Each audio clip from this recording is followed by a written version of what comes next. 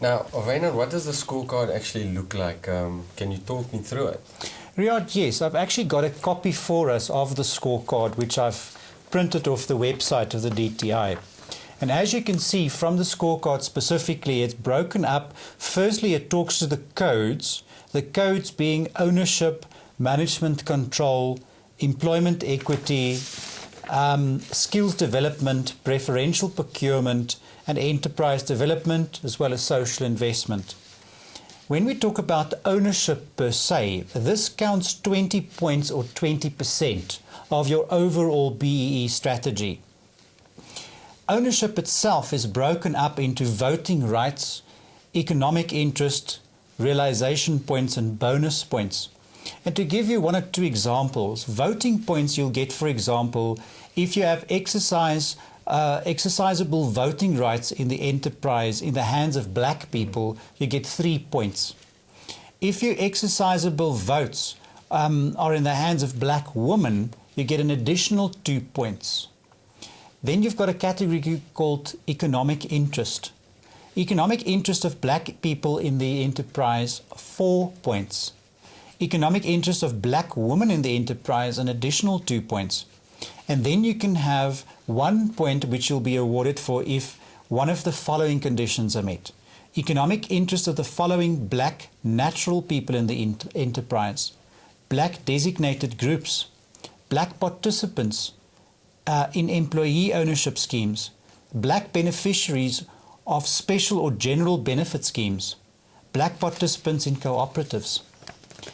Let's skip the next one and just look at bonus points. You can get a bonus point under equity if you have, for example, involvement in the ownership of the enterprise of black participants, an employee ownership scheme of broad-based ownership schemes, or if you have cooperatives involved. Let's look at management control. Under management control, it's also a total of 10 points. And this refers directly back to the code dealing with management within the Black Economic Empowerment Initiatives. Code 200 deals with management control. And that's broken up into board participation, top management, and bonus points again. Let's look at the top management. If you have senior black top management adjusted using the adjusted recognition of gender, you can get 3 points.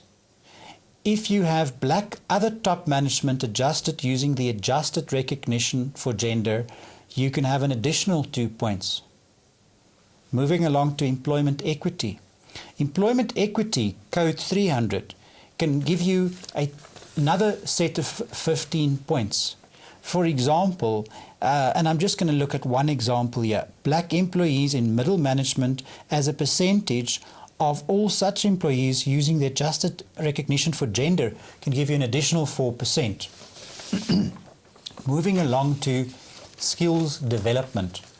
Riyadh, if you're actually engaged in skills development within your organization, in other words, you're constantly developing the human capital base of your organization, you can get an additional 15 points for this. Then preferential procurement can give you 20 points. Now, what is preferential procurement? Let's look at this. BEE procurement spend from all suppliers based on the BEE procurement recognition levels as a percentage of total measured procurement spent. This can give you as much as 12 points under preferential procurement. Now, what this basically means is that when you have a business, how well do you support other black economic empowered companies? The more business you would give to other BEE companies, the more points you can get under your preferential procurement. Then look at things like enterprise development.